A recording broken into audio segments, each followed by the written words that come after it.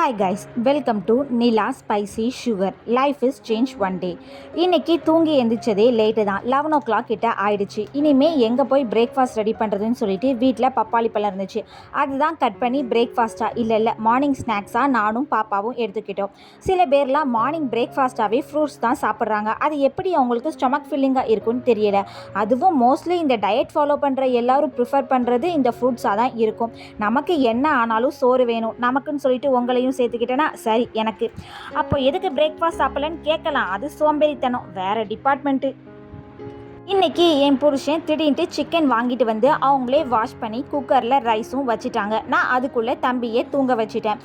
என்ன ஆனாலும் இந்த சண்டே நம்ம கண்டிப்பாக நான்வெஜ் எடுத்துருவோம். ஆனால் சண்டே தவிர மற்ற வீக் டேஸில் நான்வெஜ் எடுத்துகிட்டு வந்துட்டாங்க அப்படின்னா அப்படி ஒரு பரவசமாக இருக்கும். பட் நான் தான் குக் பண்ணணும்னு சொல்லி நினைக்கும் போதில் கொஞ்சம் கடுப்பாக தான் இருக்கும்.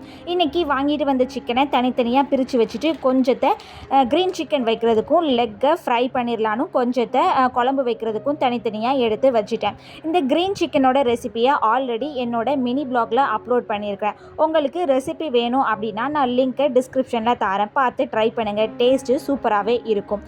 குழம்பு வைக்கிறதுக்கு இன்றைக்கி ஒரு பேனில் ஹோல் ஸ்பைசஸ் எல்லாத்தையும் ஆட் பண்ணிக்கணும். அதாவது பட்டை, கிராம்பு, சீரகம், சோம்பு, ஜாதி பத்திரி எல்லாத்தையும் ஆட் பண்ணிவிட்டு இது கூட கொஞ்சோண்டு மிளகும் கருவேப்பிலையும் துருவி வச்சுருக்க தேங்காவையும் ஆட் பண்ணிவிட்டு நல்ல கோல்டன் ப்ரௌன் கலரில் வர வரைக்கும் வறுத்து எடுத்துக்கலாம். அப்போது ஒரு சூப்பராகவே ஸ்மெல் வரும். இது வறுத்து எடுத்ததுக்கப்புறம் ஆற வச்சுட்டு அது கூட கொஞ்சோண்டு மல்லித்தூளும் உப்பும் தண்ணியும் சேர்த்து நல்ல பேஸ்ட் மாதிரி ரெடி பண்ணி வச்சுக்கலாம்.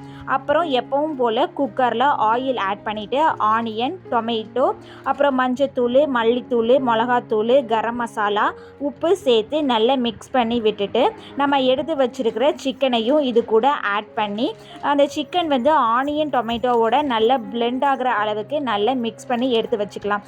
அதுக்கப்புறமா நம்ம அரைச்சி வச்சுருக்கிற பேஸ்ட்டையும் இது கூட சேர்த்து நல்லா மிக்ஸ் பண்ணிவிட்டு பச்சை வாடை போனதுக்கப்புறம் நமக்கு தேவையான அளவுக்கு தண்ணியை ஆட் பண்ணி கொதிக்க விட்டு விசில் போட்டு எடுத்தோம் அப்படின்னா இந்த சிக்கன் குழம்பு சூப்பராகவே ரெடி ஆயிரும். சைடில் நான் க்ரீன் சிக்கனையும் ஃப்ரை பண்ணி எடுத்து வச்சுட்டேன். இந்த க்ரீன் சிக்கனுக்கு நான் ஒரு டிப்பு ரெடி பண்ணுவேன். அந்த டிப்புக்கு நான் ரீசெண்டாக அடிக்டே ஆகிட்டேன். ட்ரஸ்ட் மீ, நீங்களும் இதை ட்ரை பண்ணி பாருங்கள், சூப்பராகவே இருக்கும். இது ரொம்ப சிம்பிள் தான். இதுக்கு கொஞ்சோண்டு புதினா, நம்ம காரத்துக்கு தேவையான அளவுக்கு மிளகா, ஜீரகம் எல்லாத்தையும் பேஸ்ட் மாரி அரைச்சிக்கிட்டு இது கூட கொஞ்சோண்டு தயிரையும் ஒரு ஸ்பூன் மயோனீஸையும் சேர்த்து மிக்ஸ் பண்ணி எடுத்தோம் அப்படின்னா டிப்பு சூப்பராகவே ரெடி ஆயிரும். ஃப்ரை பண்ண எல்லா ஐட்டத்துக்கும் இதை வச்சு சாப்பிட்டோன்னா ஜம்முன்னே இருக்கும். 1 hourல தம்பி முழிச்சிட்டான். அவனை ஆட்டி தூங்க வச்சுட்டு அகெயின் லெக்கையும் பொரித்து எடுத்து வச்சாச்சு. மார்னிங் பிரேக்ஃபாஸ்ட் தான் ஸ்கிப் பண்ணியாச்சு. மதிய லஞ்சுக்கு சூப்பராகவே வெளுத்து கட்டியாச்சு சிக்கன்லாம் வச்சு. ஓகே, ஐ ஹோப் என்னோட வீடியோ உங்களுக்கு பிடிச்சிருக்குன்னு நினைக்கிறேன்.